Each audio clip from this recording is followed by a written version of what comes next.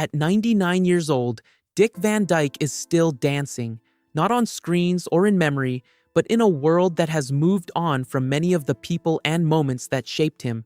His presence alone warms the room. Yet the man behind the smile, the one that brought joy to millions, is far more complex than the public image.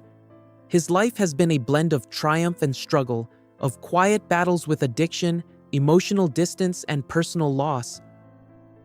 Understanding his story requires tracing back to the roots of his ambition and the forces that shaped him. Childhood in Missouri. Dick Van Dyke was born on December 13, 1925, in West Plains, Missouri, a small town offering little to inspire dreams.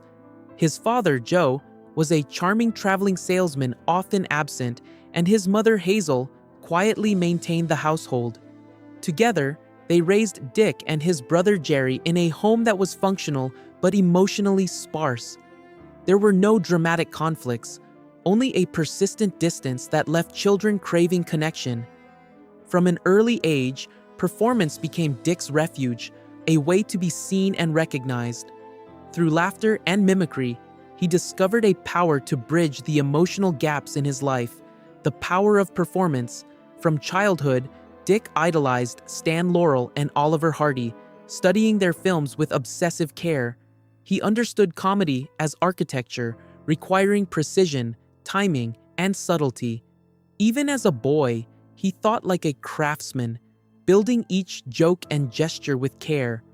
Performance for him was not about applause, it was about existence, about being acknowledged in a household where attention was scarce.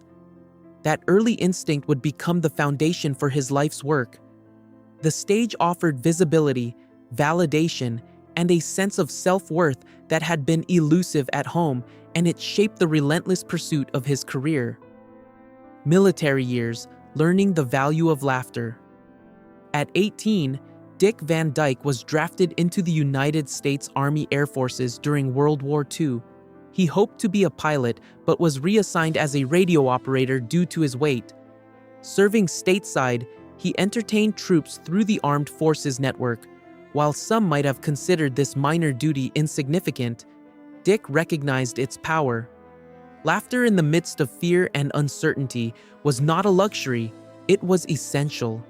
These years cemented his understanding that comedy could sustain people, transform environments, and provide oxygen where it was most needed. This realization would shape the depth and sincerity of his future performances. Early career struggles. Returning from the war in 1946, Dick faced the daunting world of entertainment with no money, training, or connections. He moved from city to city, performing wherever he could. Radio, small clubs, Air Force bases, but success was slow and inconsistent. His early career involved constant rejection, cheap living, and exhausting travel. Yet his unwavering certainty that he was meant to be in front of audiences kept him moving. Even as doors closed repeatedly, he refused to stop trying.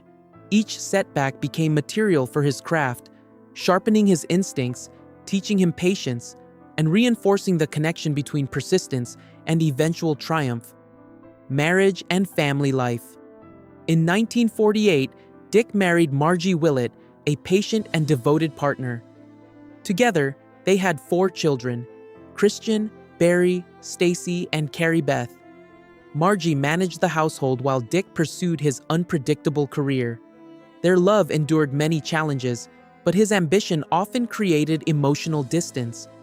Presence, not affection, became the hardest thing to sustain. The strain of providing stability while chasing elusive opportunities eventually led to fractures in their marriage. Yet amidst these challenges, Dick's devotion to his children remained unwavering. His family life was a blend of love, absence, and the compromises that come with pursuing a life on stage. Breaking through. Broadway. After years of struggle, Dick's career began to shift. In 1955, he landed local television hosting gigs and later small summer roles on CBS. By 1959, he was cast in the Broadway production of Bye Bye Birdie, playing Albert Peterson, a role that demanded physical comedy, emotional authenticity, and musical precision. Here, all the years of rejection and study converged. Every stumble, every failed audition, every overlooked performance became part of his craft. Audiences and critics alike were captivated by his genuine, unaffected joy. Finally, at age 35, Dick Van Dyke received the Tony Award for Best Actor in a Musical, marking the culmination of 15 years of relentless struggle. Television success and Carl Reiner Broadway opened doors, but television brought Dick Van Dyke into American homes.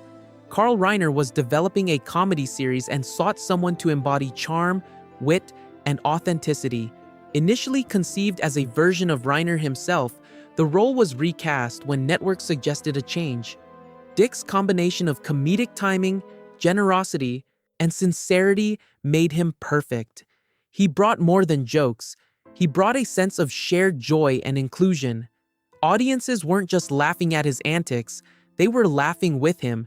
This rare quality set him apart in a crowded field of talented performers and cemented his enduring cultural impact. The enduring appeal. What makes Dick Van Dyke unforgettable is not only his technical skill, but the humanity he brought to performance.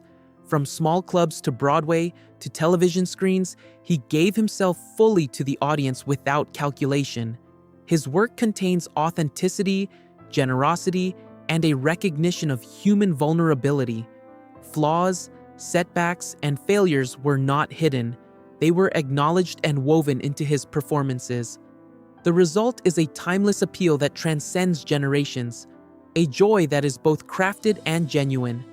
He demonstrates that recognition and love arise not from perfection, but from honesty and commitment. Personal battles and resilience. Dick Van Dyke's life has not been without darkness. Addiction, personal loss, and fractured relationships tested him deeply. Yet he rebuilt his life more than once, showing resilience that mirrored his professional persistence. At 86, he found a love and fulfillment that had eluded him for decades. His story reveals the cost of performing joy while struggling privately, the sacrifices made for art, and the endurance required to reconcile public triumph with personal growth.